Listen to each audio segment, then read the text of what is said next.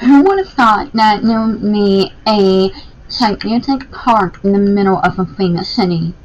Who also would have thought that this park has some dark past? And also, who would have thought that that past would lead to some mysterious hauntings? Central Park is one of the most iconic landmarks in New York City. It is a lush green park that is the largest in the city and takes up a good chunk of Manhattan. With so much going on within the friendly confines of the park, you'll never get bored or run out of options on what you want to do with your friends, yourself, or your family. However, the large park might just be a whole different animal at night. Could it be that this park that stretches from the Eagle of Harlem and all the way to Hell's Kitchen neighborhood of Manhattan be home to some of the spirits and some stories that might keep your hair standing on end?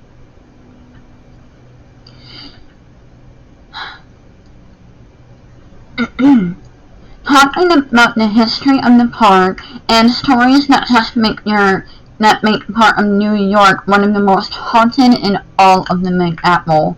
Plans for the construction of the park were initially approved in 1853. It would take a few more years until the final design of the park would soon be revealed. The city had held a contest as part of this plan to commission an architect to design the park itself. As a result, Frederick Law Olmsted and Halford Brooks, both mainstream architects in their own right, won the bid. The blueprint of the park was named the Greensward Plan. In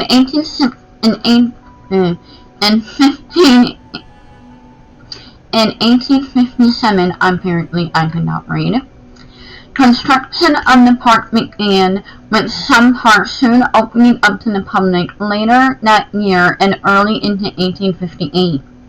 The first major expansion of land soon followed in 1859. When more land was purchased in the north part of Manhattan, the park was completed in its entirety in 1876. Throughout the years of construction and upkeep, most of it was done through the use of immigrant labor, despite funding issues over the years. The park was mostly maintained by the city and those working to keep the park clean. Throughout the last decade of the 19th century, the park was frequently by working class and middle class citizens of New York. However, the citizens were demanding tax cuts, which would ultimately lead to the decline of funding and overall quality of the park. While Frederick Law Olmsted placed blame on Central Park's decline due to the local government among other factors, the high maintenance costs were also a major contribution to the park's decline. By the turn of the 20th century, New York's subway system was soon taking shape. Central Park was slowly losing its grip as being the popular go-to destination for many of the city's population. Since Coney Island and other parts of New York were accessible by the subway, the number of visitors coming to Central Park was quickly dwindling. Many advocacy groups were soon formed and began taking on the responsibility of adding on different features of the park to ensure improvement and drawing back people to the park in the process. Thanks to these groups, they managed to have playgrounds, sports stadiums, and library among the many additions that were soon housed in the park itself. In 1934, now I do not speak French, so if I pronounce this name wrong, I apologize. Firmino LaGuardia took over the mayor as New York City and appointed Robert Moses as the commissioner of the Parks Department. Moses fired a long-time staffers that had been long associated with the past mayors. They wanted nothing to do with the improvement of the park. Under Moses, the park underwent a vast amount of changes, including the planting of new trees and flowers among all kinds of vegetation to help bring new life to a long-suffering park. While LaGuardia was a Republican, he was 100% agreed with then President Franklin D. Roosevelt New Deal. This led to more renovations to the park that would soon return the park back into the gem it once was prior to the decline. Funding not only came from the New Deal, but also from public donations. Throughout the 1940s and 1950s, Moses oversaw various renovation projects, but some of them without controversy. Some citizens have opposed the installation of a parking lot due to the possibility of displacing families from their homes. Despite threats and confrontation, Moses went forward with the plan, only for them to be halted by the threat of a lawsuit. Moses would continue to become Parks Commissioner until his retirement in 1960. His successors did not exercise the same amount of power as he had when he was able to wield his power and decline in decision-making. He managed to get the work done and making Central Park one of the most highly respected and iconic landmarks in New York City. Even after the Moses years, the park would continue to undergo occasional renovations, construction of various faculties, and all kinds of changes. Today, it remains the place where many from the city and the world over have come and gone to check out the sights, sounds, and happenings. With the park as large as Central Park, it might be a bit intimidating or downright scary to visit the park at night.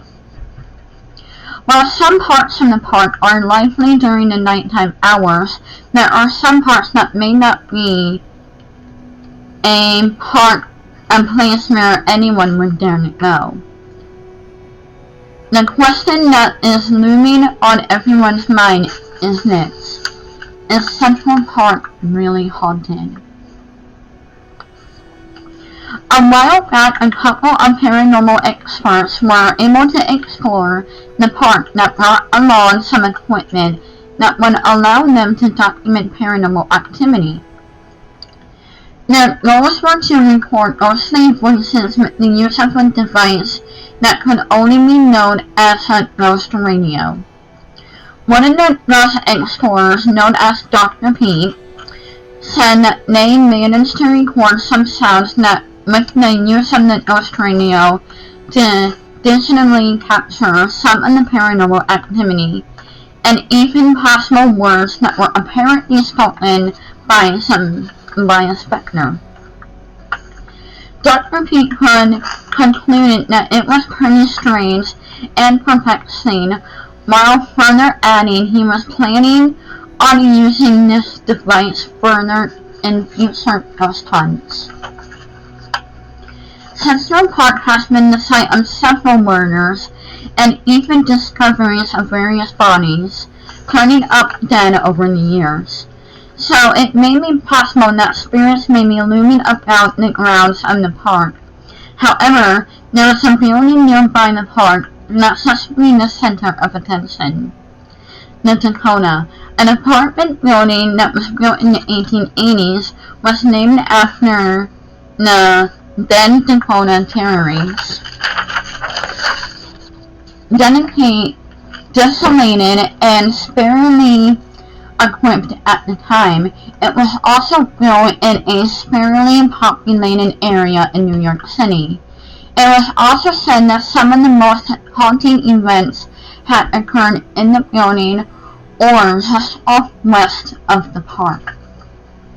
It was also said that Rosemary gave birth to a child that was allegedly known as the Antichrist. The Dakota was also home to John Lennon, one of the members of the Beatles. It was there where Lennon was shot to death by a deranged fan in 1980. Many residents and passersby have reported seeing a figure or a spirit that bore the resemblance of Lennon for many years.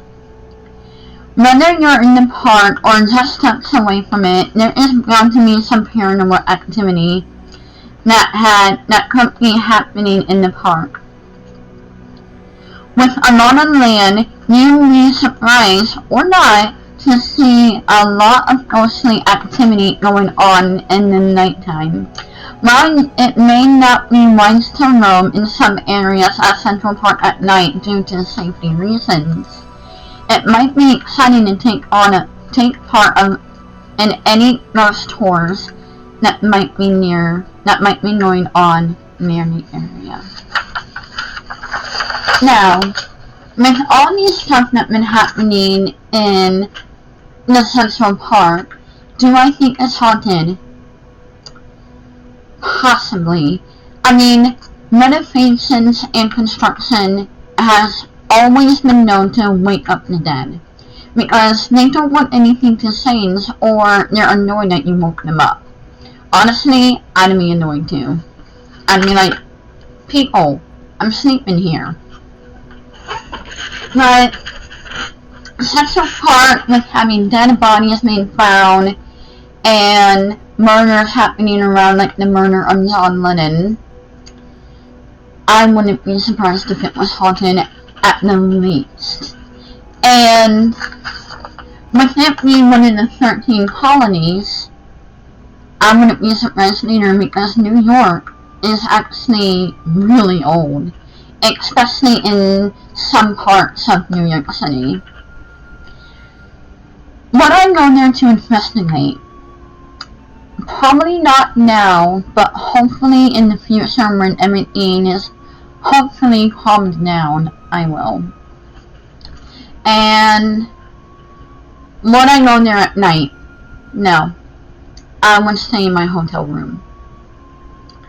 Unless I'm with a group of people and my mom, then I would feel safe. And if I had a weapon on my hand, I would feel safe too. Probably a taser more than anything. Anyway, thank you for watching my videos and channels. Please remember to like, comment, and subscribe. And as always, I am Haunted Girl, and this is my channel. Until next time, pleasant dreams.